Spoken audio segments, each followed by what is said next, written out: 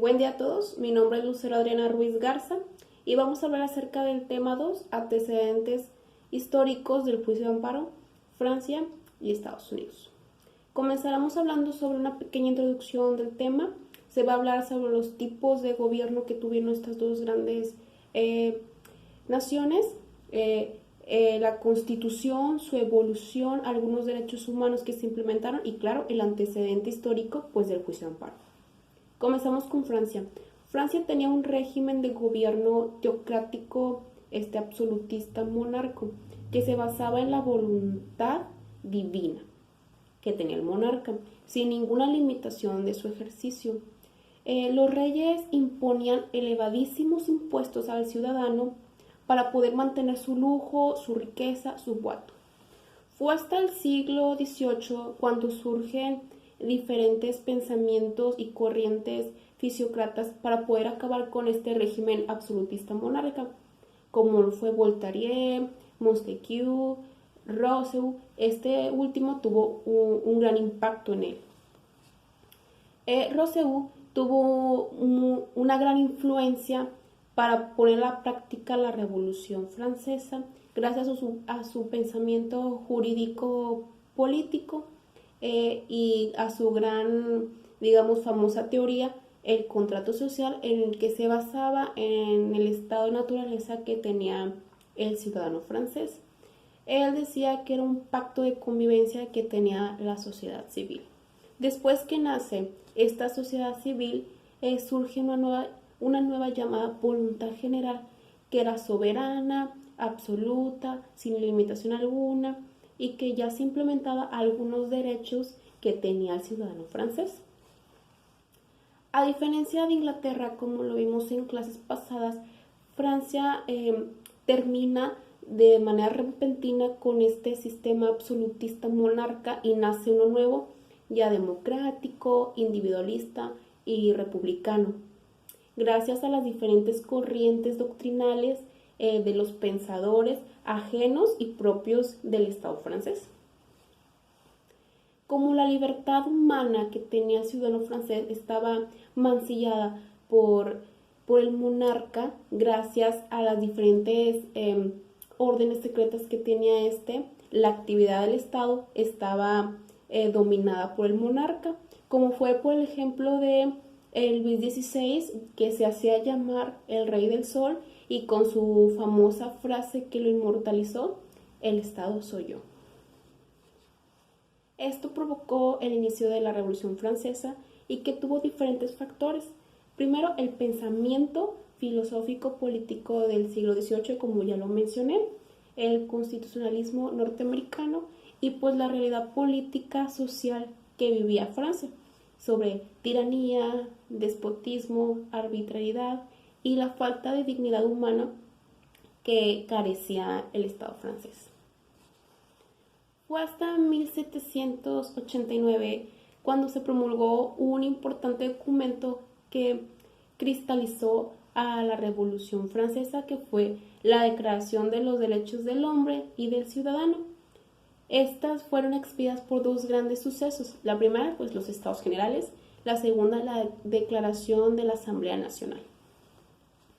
Se promulgó en 1789 y tuvo un gran pensamiento revolucionario con implicación jurídica, filosófica del hombre, y que tenía una leyenda que decía que todos los hombres nacen con derechos inalienables e imprescriptibles. Esta misma declaración inicia un nuevo sistema francés, el democrático, que tenía dos grandes principios: individualistas y liberal. Como ya es sabido, esta declaración fue basada en diferentes países del occidente, en especial el nuestro, que incluso se basa en la Constitución de 1857. Fue hasta el año de 1791 cuando se promulga la primera Constitución francesa, que en esta ya anexaba un catálogo y un capítulo sobre los derechos que tenía el ciudadano francés.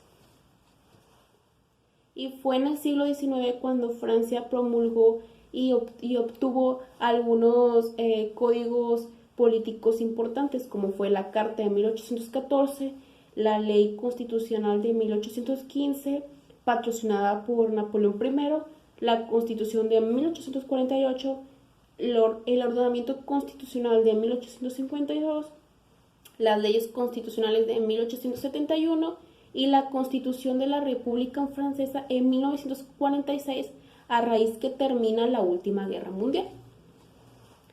Y fue hasta el 4 de octubre de 1958 cuando se crea la actual constitución que rige Francia en estos momentos, que se impartieron grandes innovaciones en ella, tanto con un sistema político jurídico y que tiene como base que el pueblo francés proclama solemnemente su adhesión a los derechos del hombre y a los principios de soberanía.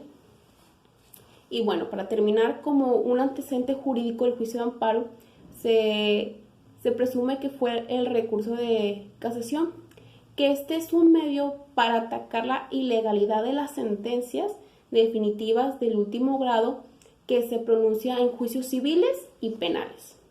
Y dicho este recurso, lo reconoce la Corte de Casación, que es el órgano supremo de Francia.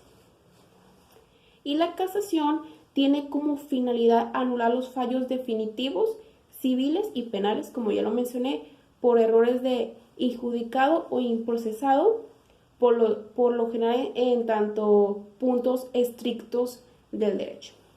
Y podemos diferenciar el Consejo de Estado con la Corte de Casación, porque el Consejo de Estado es un medio eficaz ante una arbitrariedad administrativa. En cambio, la Corte de Casación controla la legalidad entre materia civil y penal. Esos son algunos antecedentes históricos del juicio de amparo de Francia.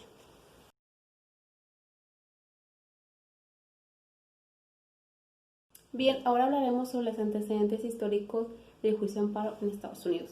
Estados Unidos promulga un documento de gran importancia llamado Artículos de la Confederación y la Unión Perpetua, donde en ella ya se reconoce como una federación, una nación unitaria con vía jurídica independiente a raíz de la lucha de independencia contra Inglaterra.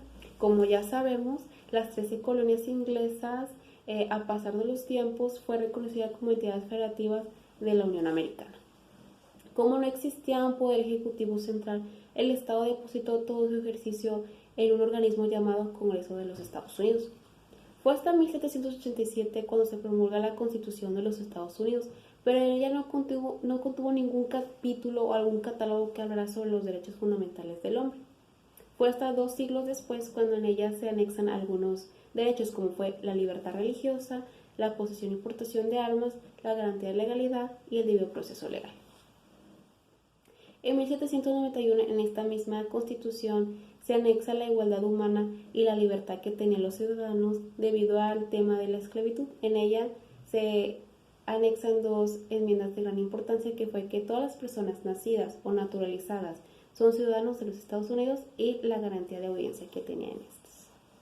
Como ya todos sabemos, el modelo de constitución americano es reconocido como patrimonio cultural de la vida universal jurídica, ya que muchos países se basan en este modelo, incluso el mexicano, en su constitución de 1824 y 1857. No solamente esta constitución habla sobre los derechos fundamentales del hombre, como son los Bill of Rights, sino que también tiene temas de gran importancia constitucional. Se puede presumir que las constituciones mexicanas han superado metodológicamente a la estadounidense, ya que en ellas se contemplaban primero los derechos fundamentales del hombre. Se puede decir que el writ of certiorari es el antecedente histórico de los juicios de amparo en Estados Unidos, ya que es un recurso que revisa los actos del órgano jurisdiccional con el objetivo de obtener justicia más rápidamente para que se corrijan las irregularidades y los errores que hubiese en el procedimiento. El writ of mandamus es una orden dirigida a la Suprema Corte y a las autoridades para obligarse a ejecutar sus propias decisiones.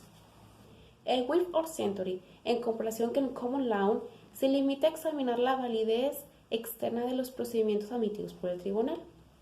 Por tal motivo, el writ of certiorari corresponde al juicio de amparo y a los recursos de casación en la parte que se relaciona con las violaciones de las leyes de los procedimientos.